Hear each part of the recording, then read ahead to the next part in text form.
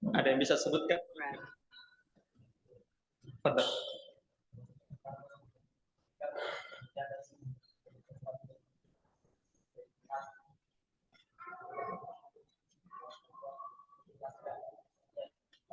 Coba diringkaskan apa ringkasannya?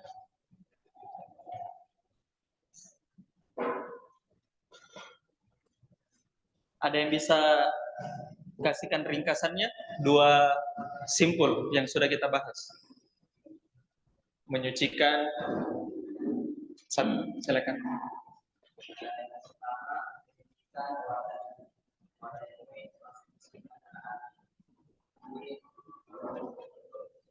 Ini ada dua sebagai surat pasien dan yang kedua adalah sebagai syawal.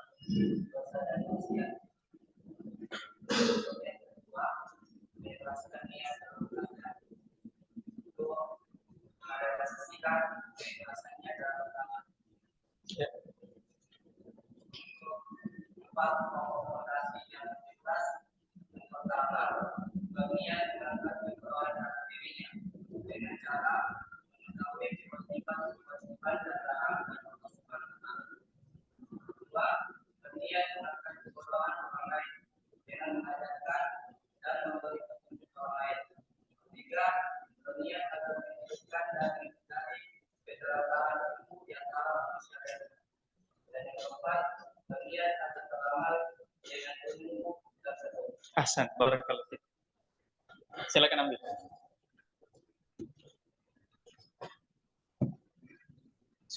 Ya, barakallahu fiik. Kayaknya saya harus pancing dengan hadiah supaya semangat sedikit mencatat. Satu lagi. Ada yang bisa sebutkan syairnya Imam Syafi'i pada saat mengeluh tentang hafalannya? Ada yang bisa sebutkan?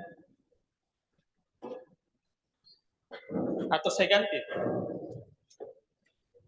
Syekh Al-Utsaimin itu sebutkan pepatah bahasa Arab di akhir pendahuluan. Dia bilang begini, yadaka aukata wa fuka nafakha. Yadaka aukata wa fuka nafakha. Apa ya, ada yang tahu apa maknanya? Coba angkat tangan. Ya, fadhal.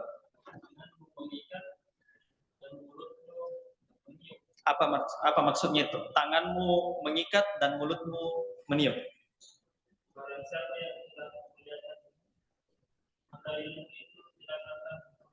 Maksudnya bagaimana itu tanganmu mengikat? Bisa dijelaskan? Ana sudah jelaskan kemarin itu. Apa maknanya itu? Tanganmu mengikat dan mulutmu meniup. Yang lain?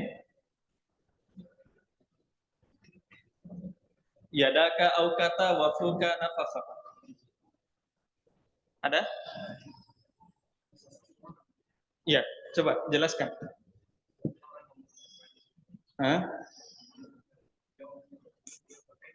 Kau kasih besar suaranya? Ya, dia menggunakan suaranya kayaknya terus dia kemudian dengan suara tersebut dia berharap bisa menyeberangkan menjadikannya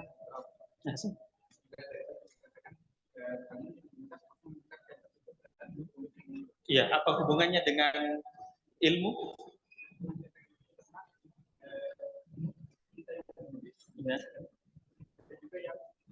Ya, kurang lebih hampir sama. Ahsan, barakallahu fiik.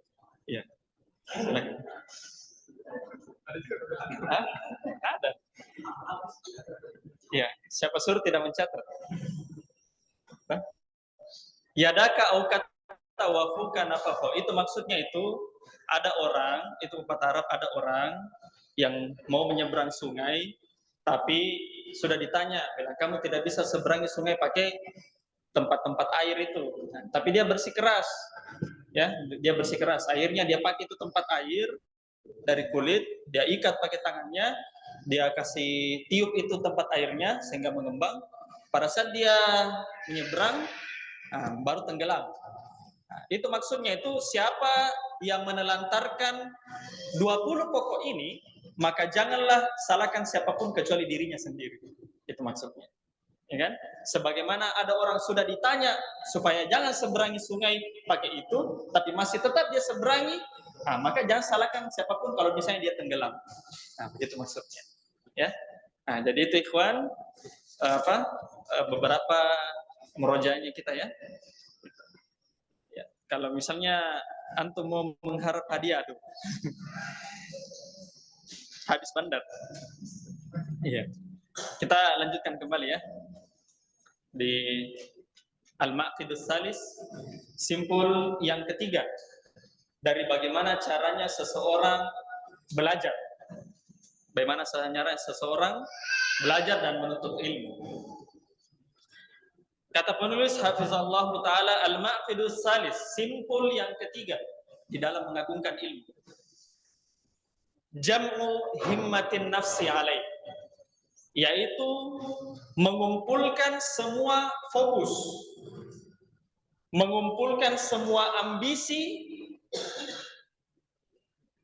dan mengumpulkan semua gairah yang ada pada diri ketika belajar. Nah, itu adalah simpul ketiga ketika seseorang mau belajar, yaitu dia kumpulkan semua fokusnya, dia kumpulkan semua ambisinya untuk belajar. Untuk belajar. Maka barang siapa yang ketika belajar dia kumpulkan semua fokusnya dan semua ambisinya ada ketika belajar, maka dialah orang yang mengagungkan ilmu. Dan sebaliknya, barang siapa yang tidak fokus, tidak ada ambisinya untuk belajar, ya maka ilmu juga akan meninggalkannya. Sesederhana itu.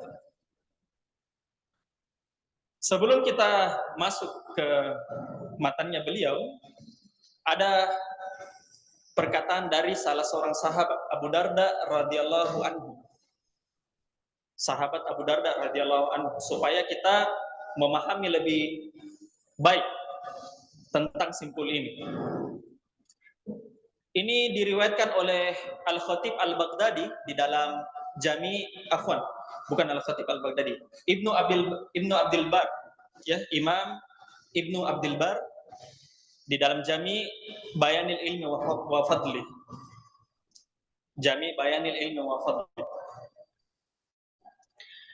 Kata Abu Darda radhiyallahu anhu, sahabat Nabi yang mulia, beliau menyuruh kita menjadi 4 orang, salah satu dari 4 orang, dan beliau melarang kita menjadi 1 orang.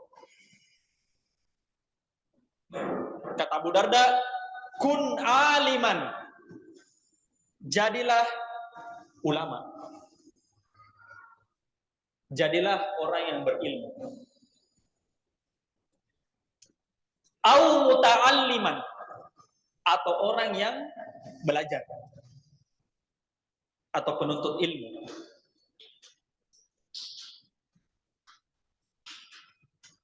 Au mustami'an, atau pendengar ilmu.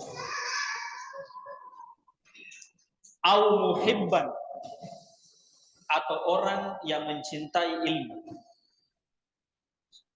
Wala takun khamisan fatuhlaku, atau bisa juga dibaca fatuhlik. Dan jangan menjadi orang yang kelima, maka kamu akan binasa. Yaitu al-mubtadi, ahlul bid'ah.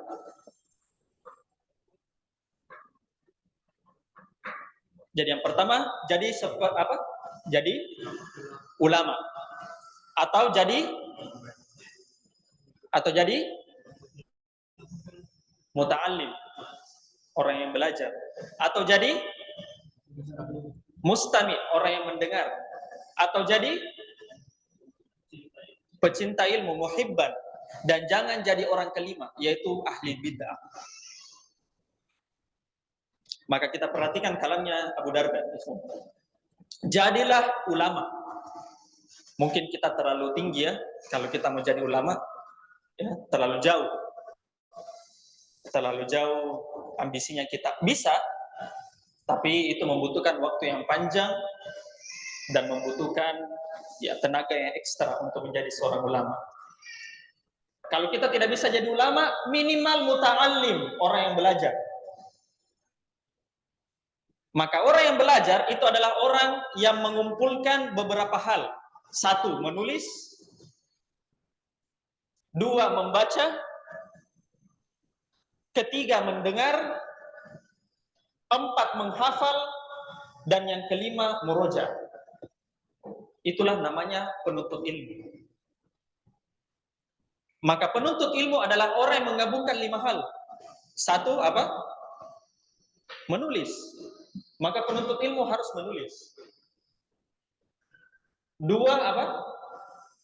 Membaca. Maka penuntut ilmu mau tidak mau harus membaca. Yang ketiga adalah mendengar. Yang keempat adalah menghafal. Dan yang kelima adalah murojaah. Nah, penuntut ilmu itu porosnya ada 5 seperti itu. Kalau antum tidak terbiasa di dalam kesehariannya itu 5 hal tersebut, maka antum berada pada posisi di bawahnya, bukan penuntut ilmu, tapi mustami'an, pendengar ilmu saja. Nah, pendengar ilmu itu ikhwan yang datang di kajian, mendengar ilmu, sudah selesai. Nah, itu namanya mustami'. Mustami'. Bukan penuntut ilmu. Bukan penuntut ilmu. Tapi apakah baik? Baik. Baik. Tidak ada yang salah dari mustami', orang yang mendengar ilmu. Minimal kalau antum tidak bisa jadi mustami', pendengar ilmu, tapi jadi muhibban, orang yang cinta sama ilmu. Bagaimana itu orang yang mencintai sama ilmu? Orang yang suka bergaul sama guru, yang suka bergaul sama penuntut ilmu. Kalau share kajian, paling jago meng-share, tapi pas kajian paling belakang. Atau jaga parkir. Atau ada di depan pintu masjid. Tidak dengar ilmu, tapi dia suka berinteraksi sama ahli ilmu, sama ulama. Nah, itu namanya muhibban, orang yang cinta sama ilmu. Makanya ikhwan, antum ketika antum membiasakan diri antum untuk fokus, untuk berambisi menjadi seorang pelajar, maka antum jangan menjadi seorang pencinta ilmu. Ya, yang kalau jago share kajian atau share pamflet dakwah paling jago.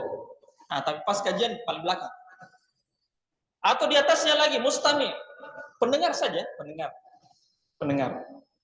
Tapi ketika antum ingin menjadi dunia ilmu, berada pada dunia ilmu, antum harus berada pada muta'allim, yaitu orang yang mencatat, membaca, mendengar, menghafal, murojaah. Tidak bisa dikatakan seorang penuntut ilmu kalau 5 hal ini tidak ada.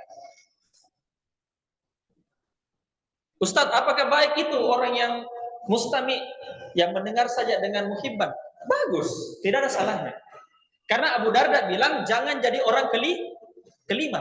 Apa orang kelima? Ahlul bid'ah. Ya, bikin ilmu sendiri. Ya. Maka kita tidak boleh menjadi ahlul bid'ah. Semuanya baik-baik, 4 hal tersebut: ulama, muta'allim, mustami, muhibban. Kita sekarang lagi membicarakan bagaimana menjadi seorang penuntut ilmu. Maka menjadi seorang penuntut ilmu adalah mengumpulkan semua ambisi dan fokus ketika belajar. Kata penulis rahimahullah hafizallahu taala, tujma'ul himmatu 'alal matlubi bitafaqqudi salasati umur. Fokus atau ambisi itu dikumpulkan untuk menggapai hal yang dicari, contohnya belajar, itu dengan memperhatikan 3 hal. Ambisi, ketika kita berambisi untuk belajar, maka perhatikan 3 hal ini. Awwaliha, yang pertama, al-hirsu ala ma yanfa'u, yaitu seseorang harus semangat terhadap apa yang bermanfaat untuknya. Maka penuntut ilmu itu harus semangat. Famata wufiqal abdu ila ma yanfa'u harasa alaihi. Maka ketika seseorang hamba diberikan taufik untuk hal yang bermanfaat, maka hamba tersebut akan bersemangat. Jadi ketika seorang hamba tahu keutamannya menuntut ilmu, keutamannya menjadi seorang penuntut ilmu, dan Allah kasihkan taufik untuk dia, maka dia pasti akan semangat. Maka jangan sampai kita ya termasuk orang-orang yang loyo ketika belajar. Ya. Loyo itu maksudnya lapar sedikit makan, ngantuk sedikit tidur. Nah, itu penyakit untuk kita semua ya. Penyakit untuk kita. Dan jangan sampai seseorang itu loyo ketika belajar. Oh Ustadz, nanti pada saat saya kerja, misalnya belum ada kerjanya, nanti pada saat saya diterima kerja, baru saya mau belajar. Soalnya tidak ada uang Ustadz. Beli kitab saja mahal. Ya. Akhirnya pada saat bekerja, nanti bilang Ustadz, nanti pada saat gajian pertama baru saya menghafal. Nanti berikutnya lagi. Terus begitu. Akhirnya dia akan membuat alasan untuk dirinya sendiri supaya tidak belajar. Maka sampai kapan Ikhwan antum mau tidak belajar? Sampai antum misalnya jadi supervisor misalnya, atau jadi manajer baru mau belajar? Atau misalnya teman-teman yang punya kos, mungkin 100 kamar pintunya kosnya baru mau belajar. Sampai kapan? Maka seseorang akan memiliki alasan untuk tidak belajar selama tidak ada taufik dari Allah supaya dia semangat. Itu yang pertama. Yang kedua, as-sani al-isti'anatu billahi fi tahsilihi. Yaitu minta tolong kepada Allah ketika belajar. Minta tolong kepada Allah. Karena yang membuat kita belajar ikhwan, yang membuat ilmu tersebut masuk kepada kita bukan karena kepintaran kita, kecerdasan kita. Pertemuan kemarin saya sudah bahas ya, ulama yang murtad. Padahal ulama ini, semua ulama-ulama lain itu merekomendasikan. Sampai-sampai kitabnya dikatakan, si Fulan, Abdullah Al-Qasimi, itu sudah membayar surga dengan kitabnya. Bayangkan. Tapi di saat yang sama murtad. Maka seseorang ketika belajar minta tolong sama Allah. Karena yang membuatnya dia paham ilmu, dan ilmu tersebut bermanfaat, bukan karena kepintarannya, tapi karena taufik dari Allah.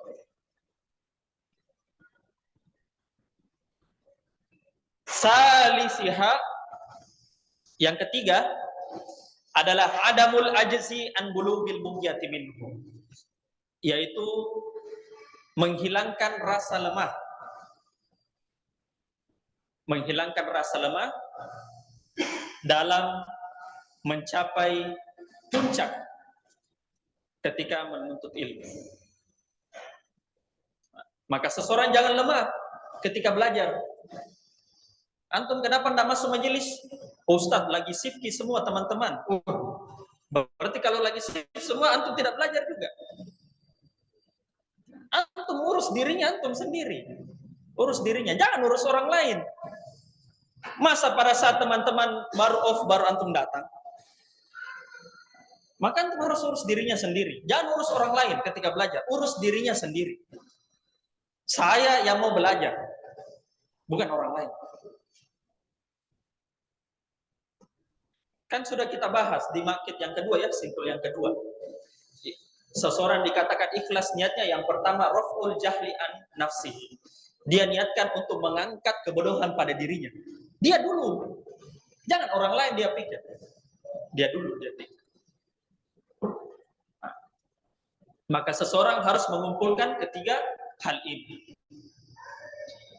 Wa qad jumiyat hadhil umur salasatu fil hadis alladhi rawahu Muslim.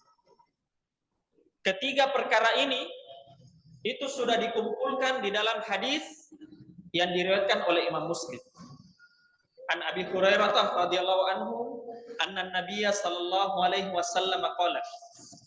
Bahwa dari Abu Hurairah radhiyallahu anhu, Rasulullah sallallahu alaihi wasallam berkata, "Ihris ala ma yanfa'u."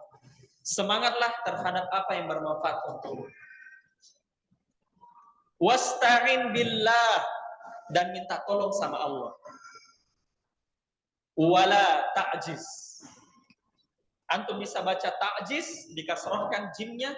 Antum bisa juga baca ta'jaz, difathahkan jimnya. Sama. Wala ta'jiz atau wala ta'jaz. Dua riwayat. Dan jangan bermanfaat. Kata Nabi SAW, semangat terhadap apa yang bermanfaat untukmu. Wasta'in billah, minta tolong sama Allah ketika belajar. Wala ta'jiz, dan jangan kamu lemah. Dan jangan kamu lemah. Nah, ini adalah dalil dari 3 hal itu tadi. Dalil. Kemudian kata penulis, qala al-Junaid rahimahullahu taala, berkata Junaid, ma talaba ahadun syai'an bijiddin wa sidqin illa nala. Tidak ada seseorang pun yang ingin mendapatkan sesuatu dengan tekad yang kuat dan dengan kejujuran, kecuali dia pasti akan dapat. Kalau ada tekadnya, jidnya, semangatnya, fokusnya ketika belajar, ditambah lagi dengan sidq, jujur dia ketika belajar, maka apa kata Al-Junaid? Nalah, dia akan dapatkan. Fa'illam yanalhu kullahu nala ba'dahu. Seandainya dia tidak mendapatkan semuanya, minimal setengahnya dia dapatkan. Minimal setengah dia dapatkan. Ada orang berusaha terus untuk menghafal Al-Quran, misalnya surah Amma Yatasa'al, ya Amma Yatasa'al. Dia capek menghafal terus, sudah di ujung-ujungnya surah An-Naba, ya, padahal dia sudah semangat, dia sudah jujur di dalam menghafal. Habis subuh menghafal, kemudian asar juga dia murojaah, kemudian maghrib dia coba murojaah lagi, ya. Nah, tapi di akhir-akhir abasa, di akhir-akhir An-Naba dia lupa. Tapi ternyata ketika dia berusaha tersebut, semua ayat-ayat sebelumnya itu dia sudah hafal. Maka ini kata Imam Al-Junaid, kalau dia tidak bersungguh-sungguh, kalau dia tidak dapatkan semua, minimal setengahnya dia dapatkan ilmu tersebut. Maka seseorang harus sungguh-sungguh ketika belajar. Qala Ibnul Qayyim rahimahullah, berkata Imam Ibnul Qayyim. Nah, ikhwan, Ibnul Qayyim cara membacanya itu ketika tidak ada al-Jauziyah, antum baca dengan alif lam al-Qayyimnya, Ibnul Qayyim. Tapi ketika ada al-Jauziyahnya di belakang, maka antum tidak pakaikan al-nya di al-Qayyimnya. Maka menjadi Ibnu Qayyim al-Jauziyah. Nah, begitu cara membacanya. Berkata Ibnu Qayyim di dalam kitabnya Al-Fawahid, idza tala'a najmul himmati fi dhalami lailil baqalah wa radifahu qamarul azimah asyraqat ardul qalbi binuri rabbiha. Kata Ibnu Qayyim, apabila bintang semangat, bintang himmah telah nampak di dalam gelapnya malam kelalaian, ini beliau kasih bahasa-bahasa yang indah. Apabila bintang semangat telah nampak dalam kegelapan malam kelalaian, waradifahu qamarul azimah, dan bulan tekad mengelilingi bintang tersebut, azam, bulan tekad mengelilingi bintang tersebut, asyraqat ardul qarbi binuri rabbiha, maka buminya hati itu akan disinari dengan cahaya rohnya. Bumi hati akan disinari dengan cahaya roh. Maka ketika seseorang ada bulan tekad di dalam hatinya, bulan semangat di dalam hatinya, kemudian di dalam hatinya tersebut ada bintang tekad, bintang azam yang mengelilingi hatinya, maka cahaya roh itu akan menyinari hatinya tersebut. Cahaya Rob akan menyinari hatinya tersebut. Wa inna mimma yu'lil himmati wa yasmu bin nafsi. Dan dari hal-hal yang bisa meninggikan hasrat seseorang dan yang bisa meninggikan jiwa seseorang ketika belajar, beliau kasihkan bagaimana caranya seseorang bisa termotivasi ketika belajar. Bagaimana caranya seseorang bisa meninggikan semangatnya ketika belajar? Kata beliau, i'tibaru hali man sabaqa wa ta'arrufa himamil qaumil madi. Yaitu dengan memperhatikan keadaan orang-orang yang terdahulu bagaimana belajarnya. Dan mengenal bagaimana ambisinya orang-orang terdahulu dan bagaimana hasratnya orang-orang terdahulu ketika belajar. Karena antum tidak boleh ambil dari saya, ya, yang penuh kekurangan, dosa dan maksiat. Jangan mengambil dari orang-orang belakangan. Ketika ingin mengambil suri tauladan dalam menuntut ilmu, cari orang-orang yang terdahulu, para salafus soleh ketika belajar.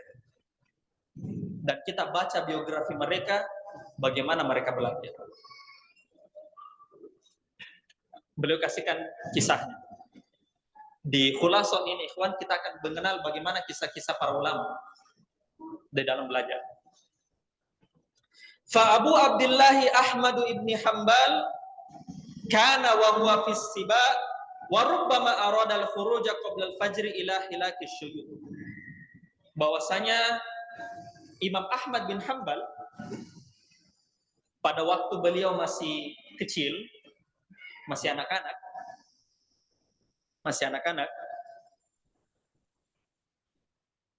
beliau ingin keluar dari rumahnya untuk pergi ke majelisnya guru. Dan dia mau pergi kapan, ikhwan? Sebelum sholat subuh. Bayangkan, masih anak kecil, bangun sebelum sholat subuh, mau pergi ke halakonya syekh. Luar biasa. Masih anak kecil. Ya, kita saja jangankan pergi ke halakonya syekh. Ya, kadang-kadang pun telat dalam sholat subuh. Maka Imam Ahmad bin Hanbal dari kecilnya, beliau sudah ada hasratnya untuk menuntut ilmu. Sebelum sholat subuh, beliau mau pergi ke halakonya syekh. Fata'khudhu ummuhu bisyabihi wa taqulu rahmatan bi hatta yu'azzinan nasu aw yusbihu. Subhanallah.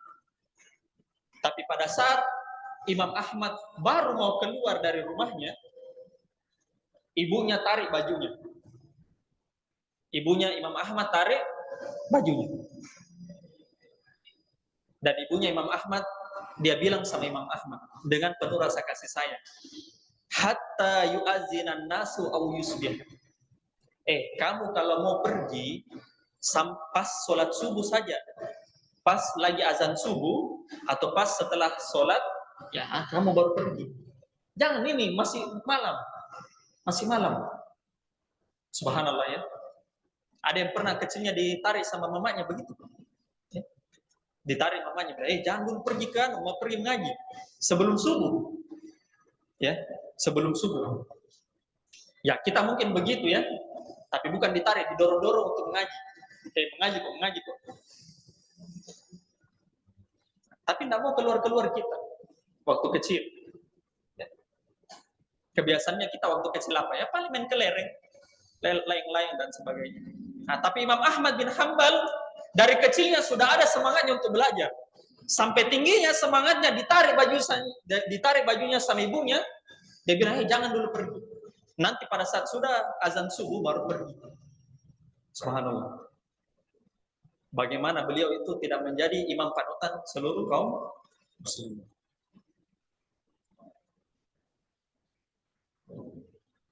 Kemudian kata beliau, wa qara'al khatibus sahih al-Bukhari kullahu ala Ismail al-Khiri fi salasati majalis. Beliau kasih cerita yang lain lagi. Al-Khatib al-Baghdadi pernah membaca Sahih Al-Bukhari. Antum tahu Sahih Bukhari kan? Itu totalnya sekitar 7.000 hadis kurang lebih.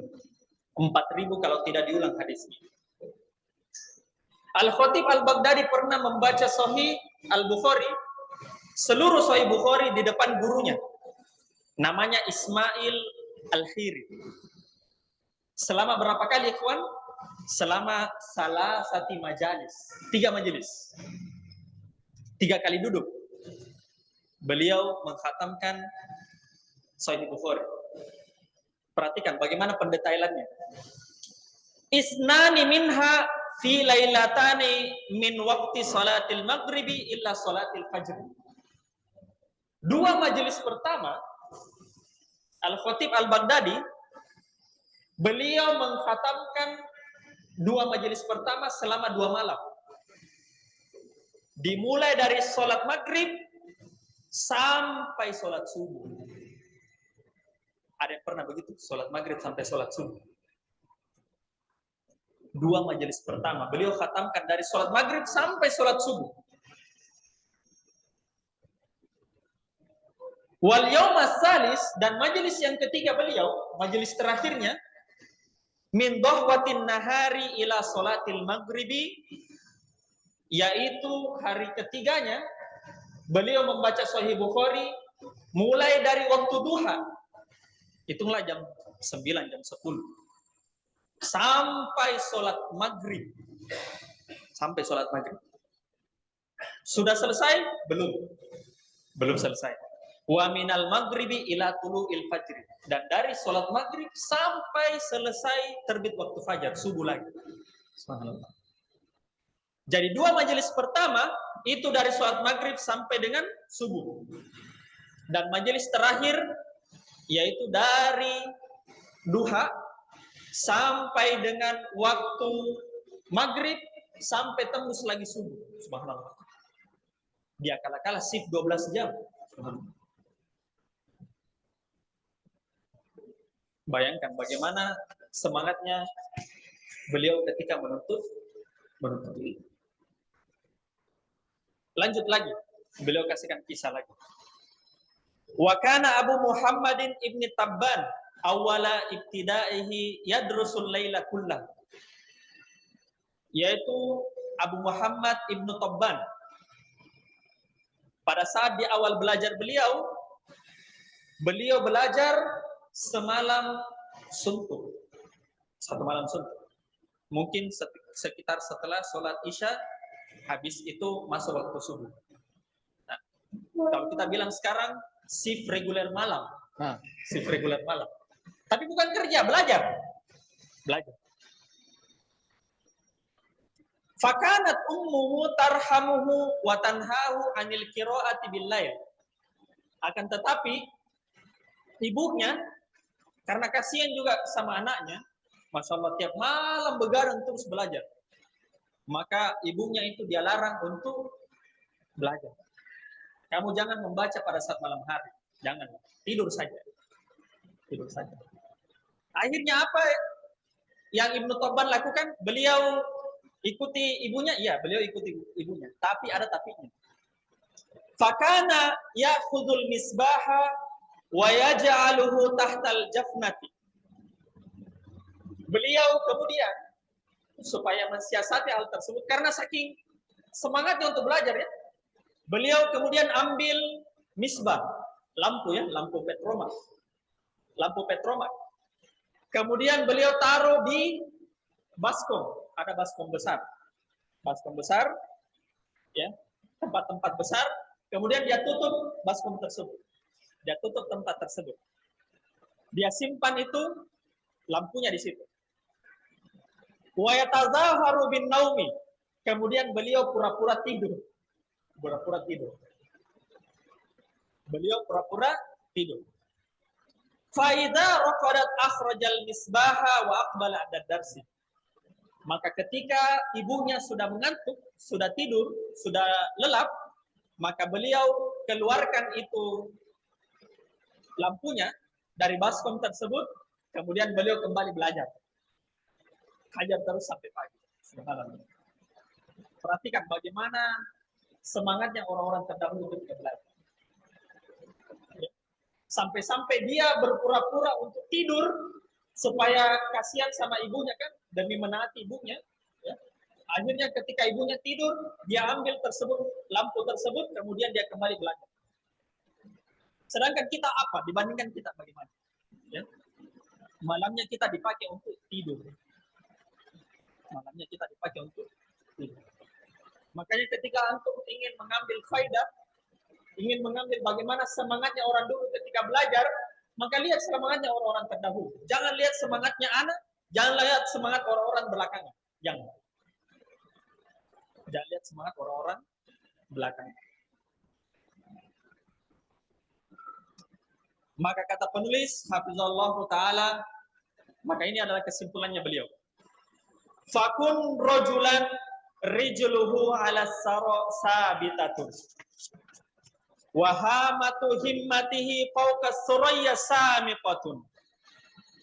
Maka jadilah seorang lelaki yang kakinya teguh di atas bumi, akan tetapi semangatnya setinggi bintang-bintang. Akan tetapi semangatnya setinggi bintang-bintang. Meskipun kita berpijak di bumi, manusia biasa dengan keterbatasan, tapi mimpinya kita harus di atas bintang-bintang. Bintang-bintang. Wala takun syabal banani asyabal himmati. Dan jangan menjadi orang yang masih muda badannya, yang masih muda usianya, tapi semangatnya sudah berubah. Tapi semangatnya sudah berubah. Sudah tua. Ya. Sudah tua. Usianya masih 20 tahun, 30 tahun, kalau 50 tahun, 60 tahun bolehlah. Ya. Kita berikan wujud. Tapi usia muda 20 tahun, 30 tahun, ya.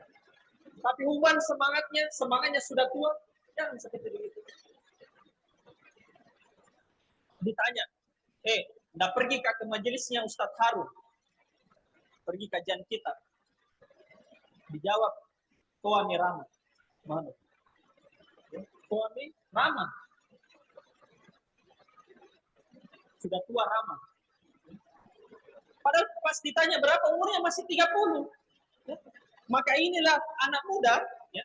Maka inilah anak muda, anak-anak yang masih muda usianya tapi semangatnya sudah berubah. Maka jadilah orang-orang yang tetap teguh semangatnya meskipun pada saat dia sudah tua. Pada saat dia sudah tua. Fa inna himmatas shadiqi la tashibu. Sebab semangat yang jujur, semangat yang sungguh-sungguh itu tidak akan beruban.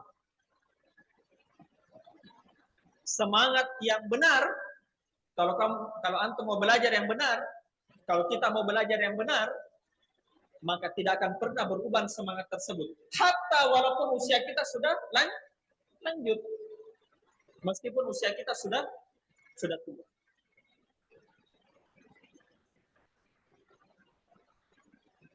Kana Abul Wafa Ibnu Aqil. Beliau kasihkan contoh ya bagaimana semangatnya para salaf ketika usianya sudah menginjak lanjut usia. Bahwasanya Abul Wafa Ibnu Aqil adalah salah seorang ulama terdahulu dari fuqaha Hanabilah. Ya. Yumshidu wa huwa fis samanin. Beliau melantunkan bait syair pada saat usia beliau sudah 80 tahun. Beliau melantunkan bait syair pada saat usia beliau sudah 80 tahun. Terakhir ya. Kata beliau, "Ma syaba azmi wala hazmi wala khuluqi. Wala wala'i wala dini wala karami. Wa inna ma ta'dha sya'ri ghairu sibghati wasyaibu fi syari ghairu syabi fil himam." Subhanallah. Dua bait syair yang sangat indah dari beliau yang usianya 80 tahun. Kata beliau, "Ma syaba azmi wala hazmi wala khuluqi." Tekadku, keteguhanku, tabiatku tidak akan pernah berubah. Wala walai, wala dini, wala karomi. Tidak pula pada kesetiaanku, tidak pula pada agamaku, dan tidak pula pada kehormatanku akan berubah. Wa inna ma'tadha syari ghairu sibghati. Sesungguhnya hanya rambutku saja yang berganti warnanya.